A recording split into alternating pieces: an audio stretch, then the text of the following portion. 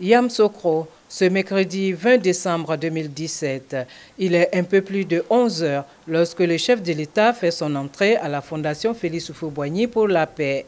À son agenda, un conseil des ministres a présidé, le dernier de cette année 2017.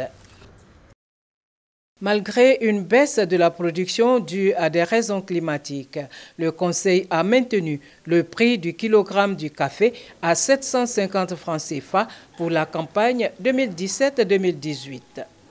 Il faut dire que maintenir ce prix donc à 750 francs le kilo induit une subvention de plus de 12 milliards de francs CFA qui seront financés par des ressources publiques et en particulier par les excédents de stabilisation du Conseil Café-Cacao. Dans cette dynamique, le Conseil a instruit le ministre chargé de l'Agriculture et l'ensemble des ministres concernés à l'effet de prendre toutes les dispositions opérationnelles, y compris les sanctions appropriées quand cela est nécessaire, pour le respect strict du prix garanti aux producteurs. Afin de renforcer l'esprit de civisme chez les Ivoiriens, le Conseil vient d'adopter un projet de loi.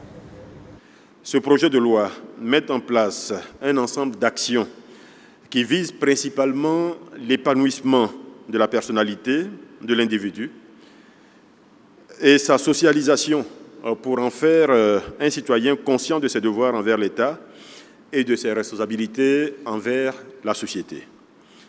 Il apporte des solutions aux problèmes d'incivisme et de dégradation morale pour aller vers la construction d'une nation ivoirienne plus forte, plus solidaire, plus fraternelle et plus disciplinée.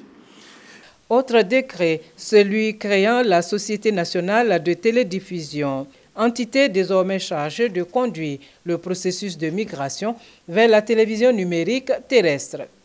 La création de la Société ivoirienne de télédiffusion répond à l'exigence de mise en place d'un opérateur national de diffusion distinct des entreprises éditrices de programmes pour la mise en œuvre du processus de migration vers la TNT. L'Ivoirienne de télédiffusion sera chargée de la diffusion des programmes des chaînes éditrices. À cet effet, cette société, qui est une société d'État, aura pour mission principale la construction, l'exploitation et l'entretien du réseau et des infrastructures de diffusion de la télévision numérique terrestre. Signature du programme compact du Millennium Challenge Corporation, inauguration de plusieurs infrastructures ou encore amélioration du climat des affaires, autant de bons points cumulés par le gouvernement cette année dans le cadre de son plan d'action prioritaire 2017. Pour 2018, la dynamique sera maintenue. Pour l'année 2018, l'action du gouvernement visera principalement la transformation locale des matières premières à travers la mise en œuvre du projet d'appui de la compétitivité de la filière anacarde, la maîtrise de la gestion des finances publiques, l'amélioration de la mobilisation des ressources internes et l'accélération de la réalisation des grands projets structurants dont certains ont démarré cette année.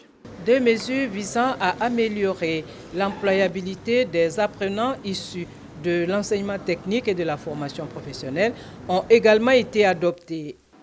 Le Conseil a adopté une communication relative à la réforme de la formation professionnelle par apprentissage. Ainsi, la réforme est articulée autour de deux axes qui sont les suivants. Le premier, la mise en place d'un nouveau cadre juridique par la prise d'un décret relatif à l'apprentissage, conformément aux dispositions du Code du travail, en attendant l'adoption du projet de loi sur l'apprentissage et ses textes subséquents. Et le deuxième axe, la mise à niveau du dispositif de formation par le redimensionnement des établissements sélectionnés, le renforcement des capacités des acteurs et l'élaboration des référentiels de formation. Date prévue pour le premier Conseil des ministres de l'année 2018, le 10 janvier. Bien avant, le gouvernement présentera ses vœux de nouvel an au chef de l'État le 4 janvier.